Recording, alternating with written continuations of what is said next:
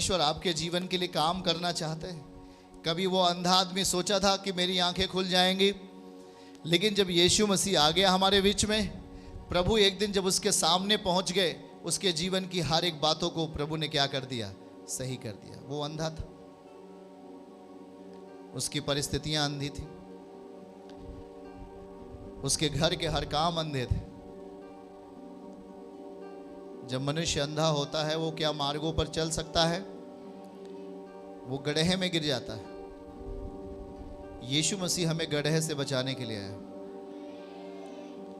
यीशु मसीह हमें गड्ढे से निकालने के लिए आया। दाऊद भजन 30 आयत 1 में लिखा है, वो तुझ पर शत्रुओं को जय जयकार करने नहीं देगा, वो तुझे गड्ढे से बाहर करेगा। आमीन। उसकी इच्छा है कि आप उस अंधेपन से बाहर आओ। कितने लोग अंधेपन से बाहर आना चाहते हैं? याद रखो, यदि आप में अंधापन आज भी है तो आप में जीवन नहीं है। प्रभु अंधापन को दूर करना चाहता है। हाँ, मनुष्य वास्तविक में अंधा था, उसके सोच और विचार अंधे थे, उसकी जुबान, उसके कैरेक्टर में कोई भी प्रेम नहीं था, कोई भी ज्योति नहीं था, अंधियारा था उसका पूरा तन और मन। वो कुछ भी अपनी जिंदगी में भला काम नहीं कर सकता, कुछ भी अपनी जिंदगी में अच्छा नहीं कर सकता। उसके लिए सब कुछ बुरा काम ही अच्छा लगता है। उसकी जिंदगी में दारू पीना अच्छा लगता है, उसकी जिंदगी में मारपीट करना अच्छा लगता है, उसकी जिंदगी में लोगों को सताना अच्छा लगता है। ये एक अंधापन की कंडीशन थी। इस स्थिति में आपके पास आशीष ठहरेगी क्या? नहीं। पर याद रखो, यीशु मसीह भरपूरी के साथ हमारे पास आया। बोलिए, भरपूरी के साथ आया, पूरे समाधान के साथ आया। वो हाथ उठा के कहिए, पूरा समाधान। पहला समाधान, हमारी जिंदगी से पापों को क्या किया? वो अंधेपन को क्या किया? उसने दूर किया, हमारे पापों को क्षमा कर दिया, हमारे जीवन में जो श्राप थे उसको तोड़ डाला और हमारे अंदर ज्योति दे दिया, प्रकाश दे दिया। आमीन, हालेलुया। याद रखो, जब हम उस पर विश्वास करते हैं, उसके वचन पर विश्वास करते हैं, यीशु मसीह हमारी जिंदगी में आना शुरू करता है। आमीन। जब उसका विश्वास हमारी जिंदगी में आता है, विश्वास कैसे आता है? बोलिए, वचन से। विश्वास कैसे आता है? हाँ, विश्वास सुनने से आता है और सुनना मसीह के वचन से होता है। आमीन। आप अपने जीवन को बलवान कैसे कर सकते हैं? किसके वचन को सुनने के द्वारा। आप अपने आप को छुटकारे में लेके जा सकते हैं। कैसे? किसको सुनने के द्वारा? बोलिए। आप अपनी जिंदगी में आशीषों को कैसे पा सकते हैं? किसको सुनने के द्वारा? हाँ, इस यीशु मसीह को वचन को सुनने के द्वारा, उससे प्रार्थना करने के द्वारा हम अपनी जिंदगी में प्रभु के आशीषों को पा सकते हैं। यीशु मसीह को देख सकते हैं, उसे अपनी जिंदगी में पा सकते हैं, महसूस कर सकते हैं। आमीन। वो हमारे अंदर विश्वास के आत्मा के द्वारा रहता है, विश्वास के द्वारा वो हम में काम करता है और विश्वास को बढ़ाने के लिए वो हमें अपना वचन देता है, अपने वचन की समझ देता है। आमीन। ये वचन हमारी जिंदगी में आकर हमारे अंदर के विश्वास को बड़ा करता है और जैसे जैसे हमारा विश्वास बड़ा होता है, वैसे वैसे हम अपनी जिंदगी में यीशु मसीह के कामों को भी बड़े तरीके से देख सकते हैं। आमीन, हालेलुया। याद रखो कि वो जो अंधा आदमी था, वो यीशु मसीह ने कहा कि भाई, न इसने पाप किया न इसके माता पिता ने। उस टाइम में वो प्रभु बता रहे थे, हाँ, कुछ समस्याएं ऐसी है जो परमेश्वर की महिमा के लिए। आमीन।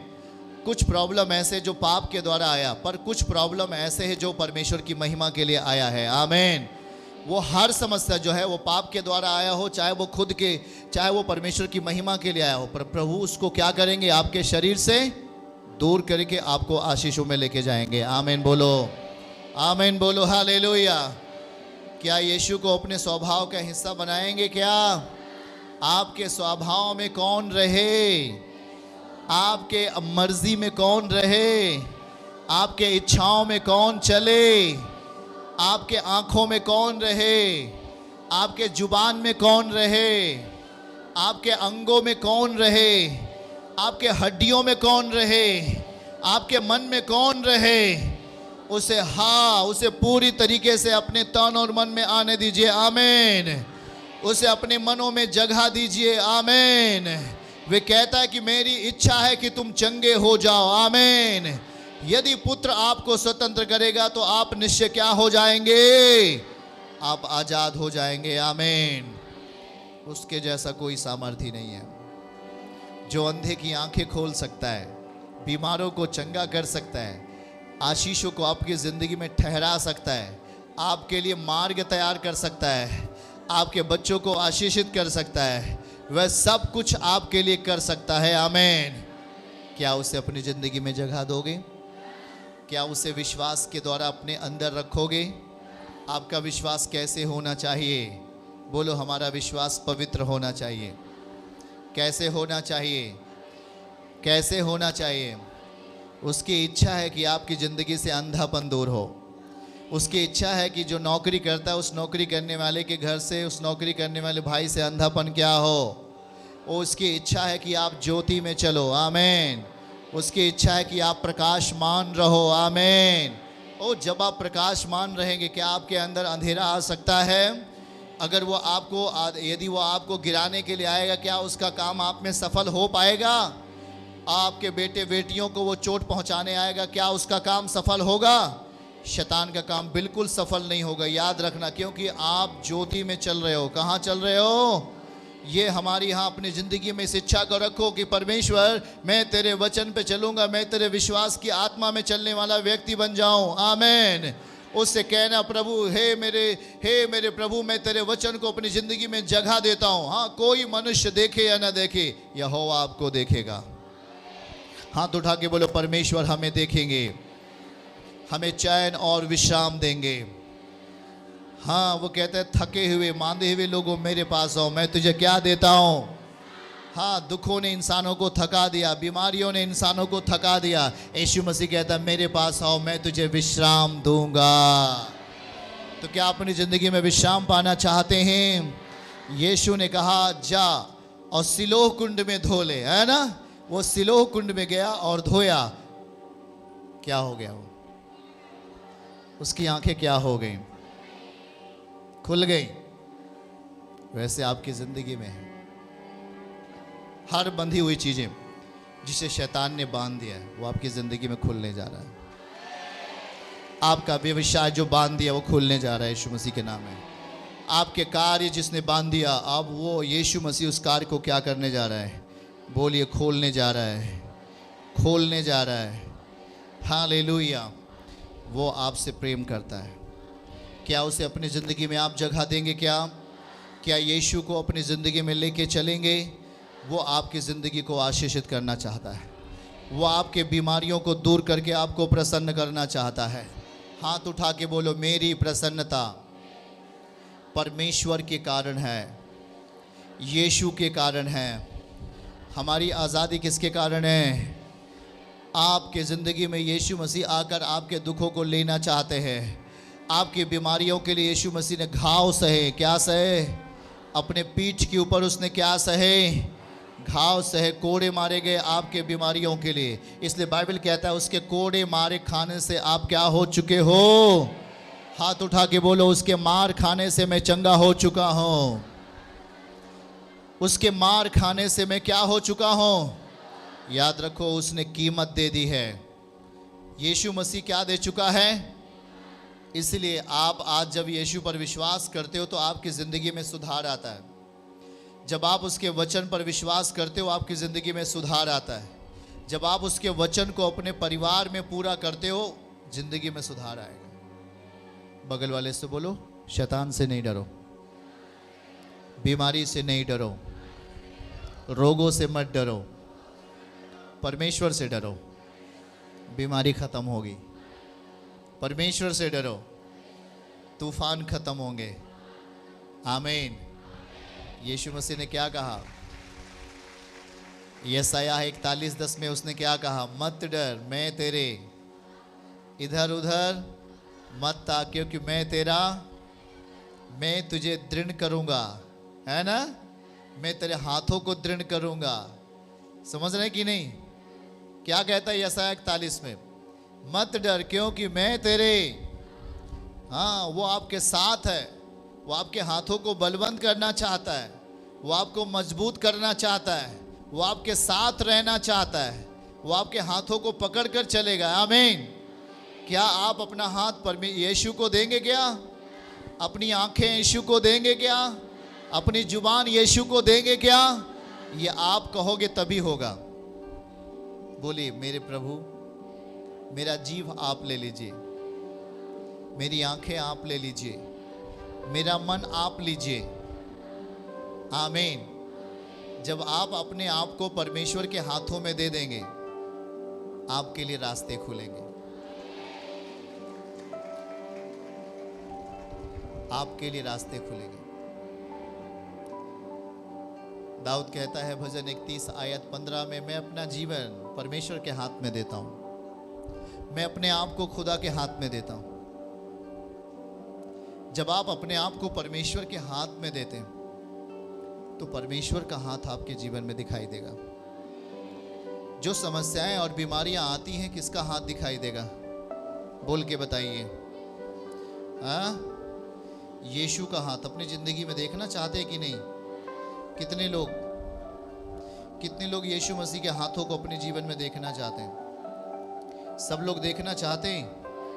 हालेलुया। हाँ, पढ़िए भजन 31 और 15 में यही चीज लिखा गया है। बोलिए, मेरे दिन, सब जन बोलना है, मेरे दिन हे प्रभु तेरे हाथ में। बाइबल पढ़ने वाले जितने लोग हैं देखिए, ना पढ़ने वाले बोलते रहिए हमारे साथ। बोलिए, लिखा है, परमेश्वर का दास दाऊद कहता है, मेरे दिन तेरे हाथ में, तू मुझे मेरे शत्रुओं और मेरे सताने वालों के हाथ से छुड़ा।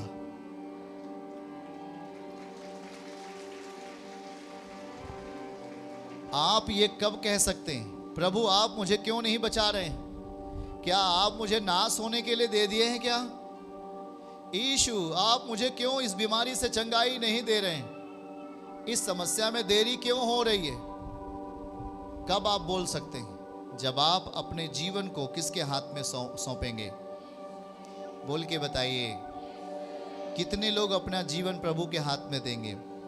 अपना व्यवसाय, अपने बच्चे, अपने परिवार के हर एक सदस्य को किसके हाथ में देंगे? अंधे ने अपने आप को किसके लिए दे दिया? तो जब यीशु मसीह के लिए उसने दे दिया तो उसकी आंखें क्या बंद रहीं? क्या वो अंधा ही रहा है? जब अंधे ने अपने आप को यीशु के लिए दे दिया तो उसकी आंखें क्या हो गई? सब लोग कहिए, यीशु ने उसकी आंखें खोल दी। वही चीज दाऊद वचन में लिखा है कि जब उसने अपने जीवन को किसके हाथ में दे दिया? यीशु को। अपने जीवन को किसके हाथ में देना है? आप जब बाहर कमाने के लिए भाई लोग जाते हैं तो क्या बोल के जाएंगे? हे परम पिता, मैं अपना हाथ, मैं अपना जीवन तेरे हाथ में देता हूं। आप परिवार जब शाम को घर पर बैठकर आप प्रार्थना करते हैं तो कहना है, हे प्रभु, हे मेरे स्वामी, मैं अपने पूरे परिवार के संतानों को, पूरे परिवार के लोगों को आपके हाथ में। जब आप अपने आप को और पूरे परिवार को प्रतिदिन शाम को खुदा के हाथ में सौंपेंगे, प्रति सुबह अपने पूरे परिवार को यीशु के हाथ में देंगे, तो ये लिखा है कि वो मुझे सताने वाले के हाथ में नहीं जाने देगा। हालेलुया। यही तो दाऊद कहता है, मेरे प्रिय और भाई बहनों, कहता है कि तू मुझे शत्रुओं और मेरे सताने वालों के हाथ से क्या करेगा? 31 अध्याय 15 आयत में लिखा है, वो मुझे छुड़ा लेगा। वो मुझे छुड़ा लेगा। कब छुड़ा लेगा? बोलिए, जब हम अपने जीवन को किसके हाथ में देने के लिए तैयार होंगे? अपने जीवन में बुरे कैरेक्टर को क्या करेंगे? अपने जीवन में बुरे चरित्र को क्या करेंगे? खत्म करेंगे। अपने जीवन में बुरे चाल चलन को क्या करेंगे? याद रखो, जब आप सच्चाई का चाल चलन चलते हैं, जब आप सच्चाई के अनुसार जीवन जीना शुरू करेंगे, हाँ, कुछ बातें आपको अच्छी नहीं लगेंगी जो आपके जीवन में आएंगी। जब आप सच्चाई पे चाल चलना शुरू करोगे, जब आप सच्चाई पे जीने का अभ्यास करना शुरू करोगे, जब आप अपनी ज्ञानेंद्रियों को अभ्यास के लिए लेके जाओगे, कुछ बातें हैं जो आपको अच्छी नहीं लगेंगी। हाँ, बहुत सारे मित्र आपके क्या बन जाते हैं? शत्रु बन जाते हैं। जिसके साथ आप रात दिन बैठ कर के नशा करते थे, आपने अचानक अपनी जिंदगी में बदलाव लाना शुरू किया, वो दारू पीने वाला मित्र आपका क्या बन जाता है? थोड़े समय के लिए वो आपसे बोलता नहीं है, आपका शत्रु बन जाता है। कहता है कि आप ठीक नहीं हो। आपने क्या कर दिया?